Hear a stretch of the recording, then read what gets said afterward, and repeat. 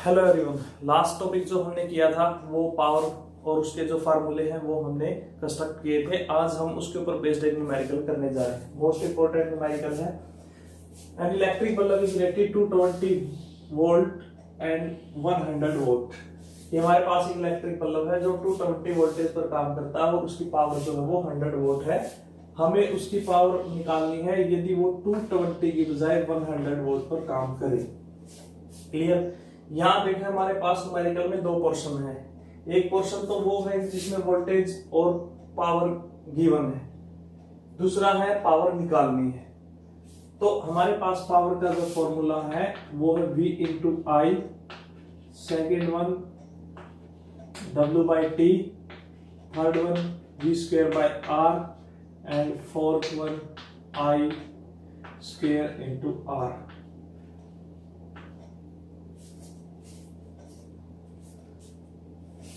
तो first part में हमें पावर गिवन है दैट इज 100 वोल्ट, हमें वोल्टेज गिवन है that is 220 volt. Second case में हमारे पास वोल्टेज यानी पोटेंशियल डिफरेंस गिवन है, पावर हमको फाइंड आउट करनी है, ये हमें एक वैल्यू और चाहिए। क्लियर। पावर निकालने के लिए ये फॉर्मूले हमारे पास, ये हमें एक वैल्यू और चाहिए। अब ध्यान दीजिए इस बात पे कि पावर है, वोल्टेज है, हमारे पास यह निकालने के लिए आर भी है, आई भी है। आर और आई हम ये फार्मूला भी लगा सकते हैं, ये फार्मूला भी लगा सकते हैं, ये फार्मूला भी लगा सकते हैं। हमारे पास तीन फार्मूले हैं, ये भी और ये भी। अब देखना ये है कि लगाएं कौन सा। अगर हम I की वैल्यू यहाँ लेते हैं, मान लीजिए हमने I की वैल्यू यहाँ निकाल ली और I को ही यहाँ पुट अप कर लिया, तो ये हमारा न्यूमेरिकल गलत हो जाएगा। रीजन ये है क्योंकि ये जब 220 वोल्ट पे है तो करंट की वैल्यू कुछ और है, और जब ये 100 वोल्ट पे होगा तो वो करंट की वैल्यू वही नहीं रहेगी जो यहाँ थी, वो चेंज होगी। यानी हमें एक ऐसी क्वांटिटी निकालने की जरूरत है जो कि चेंज ना हो, यानी जो कि कांस्टेंट रहे। क्लियर। और R और I में कांस्टेंट क्वांटिटी क्या है, वो R है, इसलिए हम यहाँ क्या निकालते हैं, R निकालते हैं। R हमें यहाँ फाइंड आउट करना है। अब R का फार्मूला हमारे पास ये भी है और ये भी है, बट हमें वो लगाना है जिसमें हमारे पास P और V हो। P और V है तो ये वाला फार्मूला लगाएंगे हम। तो P is equal to V square by R। P की वैल्यू R हमें चाहिए, that is a V square by P, V 220 into 220 by 100, 484 ओम, और ये वैल्यू हम यहाँ पे लेते हैं 484 ओम। अब आपके पास यही फार्मूला पावर का फिर लगा देते हैं। P is equal to V square by R, V 110 into 110 by 484।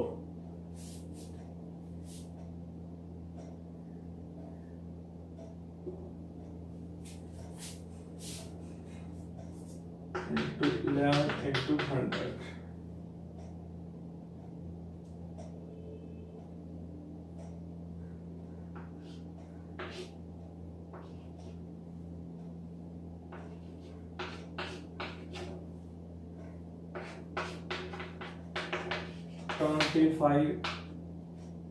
What power कितनी आ गई, 25 वॉट। क्लियर। तो ऐसे न्यूमेरिकल्स में जब एक क्वांटिटी निकाल के उसी क्वांटिटी का इस्तेमाल दूसरे पार्ट में जब हमें करना हो तब हम वो क्वांटिटी निकाल लेंगे जो कांस्टेंट रहेगी। तो यहाँ हम I भी निकाल सकते थे, R भी निकाल सकते थे, लेकिन हमने R को ही चूज किया। R को चूज करने का हमारा रीजन ये था, R एक कांस्टेंट वैल्यू है जो चेंज नहीं होती है, इसलिए हम उसको यहाँ निकाल के और सेकेंड पार्ट में उसको पुट अप कर दिया। क्लियर।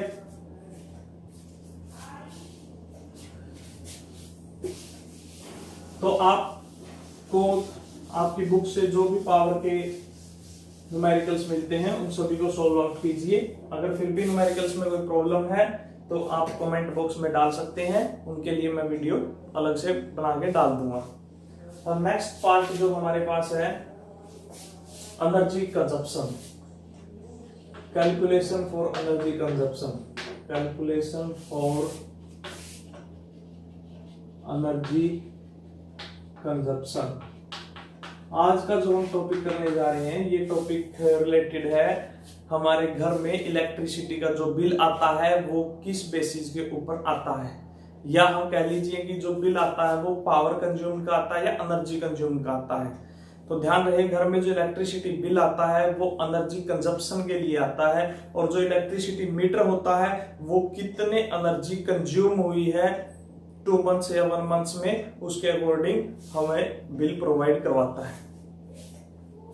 तो एनर्जी कंजप्शन, हमें पावर का फार्मूला पता है, that is energy by time. तो एनर्जी का फार्मूला यहां से हम निकालते हैं, तो power into time, simple formula है पावर इनटू टाइम। तो पावर की यूनिट होती है वॉट, टाइम की यूनिट होती है second, that is energy is equal to watt second. यहां से हम ये कह सकते हैं जो एनर्जी है कंज्यूम्ड करता या कंज्यूम्ड होती है वो 2 फैक्टर पर डिवाइड करती है।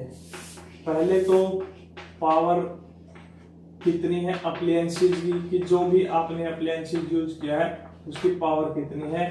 Second one time of use, कि हम उसको कितने टाइम यूज करते हैं।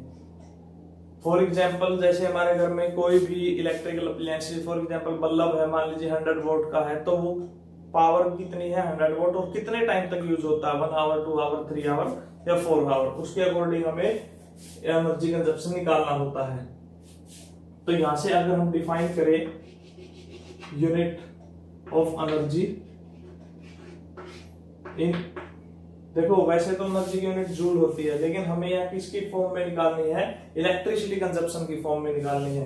तो वाट सेकंड है, वाट सेकंड। तो वाट सेकंड की फॉर्म में क्या लिखेंगे हम, energy said to be 1 watt second if an appliances of 1 watt is used for 1 second, when energy consumed known as 1 watt second, कि कोई 1 वाट पावर का कोई भी अप्लायंस जब 1 सेकंड तक यूज होता है जो एनर्जी कंज्यूम्ड होती है उसको 1 वाट सेकंड बोलते हैं। लेकिन हमें पता है कि हमारे घर में जो भी अप्लायंसेस होता है वो, या पूरे घर में जो हम पावर की अगर बात करें तो वो सिंपल वोल्ट में नहीं रहती, वो किलो वोल्ट में चली जाती है। फॉर एग्जाम्पल जैसे अगर हम बल्ब्स की बात करें कि 100 वोल्ट के बल्ब्स है, मान लीजिए घर में 5 बल्ब है तो 500 वोल्ट, फ्रिज है मान लीजिए 1000 वोल्ट, 80 है, प्रेस है। तो हमने देखा कि ये जो वैल्यू है ये सिर्फ वोल्ट में नहीं रहती है, ये या थाउजेंड्स में चली जाती है। तो बार बार इतनी बड़ी वैल्यू को लिखने के लिए हम इसको बिगर यूनिट यानी किलो वोल्ट में रिप्रेजेंट कर देते हैं। और हमें पता है कि घर में कोई भी अप्लायंसेस 1 सेकंड के लिए यूज नहीं होता, कि हमने बल्ब 1 सेकंड चलाया बंद कर दिया, फ्रिज को 1 सेकंड चलाया बंद कर दिया, टीवी को 1 सेकंड, वो हावर्स में चलते हैं, हावर्स में। तो फिर ऐसे जो इलेक्ट्रिक एनर्जी की जो यूनिट है उसको एक अलग नाम दे दिया, उसको बोल दिया गया commercial unit of energy. Commercial का मतलब होता है जिसको हम व्यापार के तौर पर इस्तेमाल करते हैं, बिजनेस की फॉर्म में इस्तेमाल करते हैं, ऐसी फॉर्म एनर्जी की बना दी गई। और उसकी जो यूनिट हुई, उसकी यूनिट हुई 1 kilowatt hour, and that 1 kilowatt hour is also known as 1 unit. 1 kilowatt hour को 1 यूनिट भी बोला जाता है। घर में जो बिल आता है हम बोलते हैं कि मीटर में कितनी यूनिट हुई है, कितने यूनिट्स का मतलब कितने किलोवाट आवर कंज्यूम हुए हैं। 1 किलोवाट आवर को हम 1 यूनिट बोलते हैं। घर में जो बिल आता है वो यूनिट्स के अकॉर्डिंग आता है। हमने किलोवाट आवर को यूनिट्स में इसलिए कर दिया। और भी शॉर्ट फॉर्म देखो, वाट सेकंड 1000 में वाट था, हमने उसको किलो में कन्वर्ट कर दिया। किलोवाट आवर बिगर हो गया, उसको शॉर्ट फॉर्म में यूनिट में कन्वर्ट कर दिया, that is a 1 unit. Clear? तो अब एनर्जी 1 किलोवाट आवर डिफाइन करना है, तो सिंपल सा फॉर्म है, when an appliances of 1000 watt is used for 1 hour, then energy consumed is 1 kilowatt hour। कि कोई भी 1000 वाट का अप्लायंसेस जब 1 घंटे तक इस्तेमाल होगा, जो एनर्जी कंज्यूम होगी उसको 1 किलोवाट आवर बोलते हैं। या फिर हम इसको ऐसे भी बोल सकते हैं, when an appliances of 100 vote, यदि कोई अप्लायंसेस 100 वोट का है, इज यूज्ड फॉर 10 आवर, और यदि वो 1 आवर की बजाय 10 आवर यूज हो, देखो यहाँ 1000 था तो हमने 1 आवर कर दिया, अब हमने इसको 100 ले लिया तो यहाँ 10 आवर कर दिया है। When appliances of 100 watt used for 10 hour, then energy consumed is 1 kilowatt hour। देखिए यहाँ एनर्जी हमें निकालनी है, energy power into time, power है 1000, टाइम है 1, ये वाट, ये 1 आवर, तो कितना हो गया 1000 वोट आवर। 1000 को किलो लिख सकते हैं, 1 किलोवाट आवर हो गया। अब इस फॉर्म में जब हम लिखेंगे तो energy is equal to 100 watt into 10 hour, तो कितना हो गया 1000 वाट आवर, और 1000 किलो 1 किलोवाट आवर। ये दोनों फॉर्म सेम ही हैं। आप डेफिनेशन में ऊपर वाली फॉर्म लिख सकते हैं या नीचे वाली फॉर्म लिख सकते हैं। और ये कॉमर्शियल यूनिट है। वैसे नॉर्मल यूनिट आपसे पूछता है विदाउट इलेक्ट्रिकल एनर्जी की फॉर्म में, तो हमें सिर्फ एनर्जी की फॉर्म जूल ही रिप्रेजेंट करनी है। लेकिन जब ये पूछता है कि कॉमर्शियल यूनिट ऑफ एनर्जी या commercial unit of electric energy, तो हम लिखेंगे किलोवाट आवर, ठीक है, जिसको 1 यूनिट भी हम बोलते हैं। अब रिलेशनशिप, अगर हमने हमारा आंसर निकाला किलोवाट आवर में, एग्जामिनर को पसंद नहीं आया, उसने कहा कि मेरे को तो ये आंसर जूल में चाहिए। किलोवाट आवर में हमने आंसर निकाला, ओके है, बट वो कहता है कि मेरे को तो ये एनर्जी कंजप्शन जूल में चाहिए। तो अब हम एक रिलेशनशिप निकालते हैं जो किलोवाट आवर और जूल को रिलेट करता है। तो 1 kilowatt hour is equal to 1000 watt into 60 minute, ठीक है जी।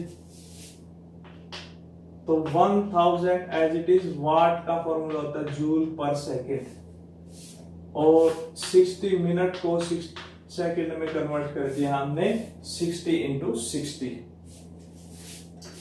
तो अभी हो गया 1000 इंटू 3600 जूल पर सेकेंड इंटू सेकेंड, सेकेंड से सेकेंड कैंसल, तो 3 और 2 5, 1 2 3 4 5, तो इसको लिखा जा सकता है 36 into 10 raise to power 5 joule रह गया, सिर्फ सेकंड कैंसिल हो गया। अब इसको थोड़ा स्टैंडर्डाइज फॉर्म में लिखना था। फिजिक्स में कोई भी वैल्यू होती है वो 1 पॉइंट तक ही निकालनी होती है।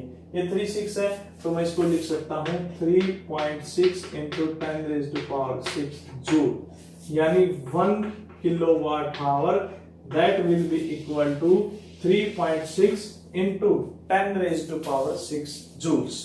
क्लियर? अब रिलेशनशिप हो गया। जब हमारा आंसर किलोवाट आवर में आएगा, यदि हमें जूल्स में कन्वर्ट करना है तो उसको 3.6 इंटू 10 रेज़ टू पावर 6 से मल्टीप्लाई करते हैं। Clear?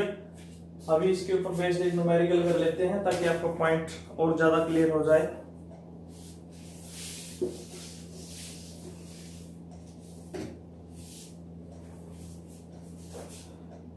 Radio set of 60 volt, 60 volt का कोई रेडियो सेट है, वो 50 आवर्स के लिए रन किया जाता है। 50 आवर्स के लिए एनर्जी कंजप्शन यहां निकालना है, एनर्जी कंजप्शन। तो अब देखिए radio set power that is a 60 volt और time that is a 50 hour. अब एनर्जी निकालनी है। एनर्जी का फार्मूला होता है पावर इनटू टाइम, लेकिन पावर होने चाहिए किलोवाट में और टाइम चाहिए हावर में। समझ गए? तो ये तो हावर में है ही, सॉरी, ये तो हावर में है, ये वाट में है। इसको किस में कन्वर्ट करना? किलोवाट में। और किलो के लिए 60/1000 कैंसल, 0.06 किलोवाट। अब निकाल लीजिए 0.06 into 50, that is 6/100 into 50 cancel, 3 kilowatt hour. ठीक है, ये हमारा आंसर आ गया। अगर ये पूछ ले कि जूल में निकालिए तो हम क्या करेंगे? 3 इंटू 3.6 इंटू 10⁻⁶ जूल।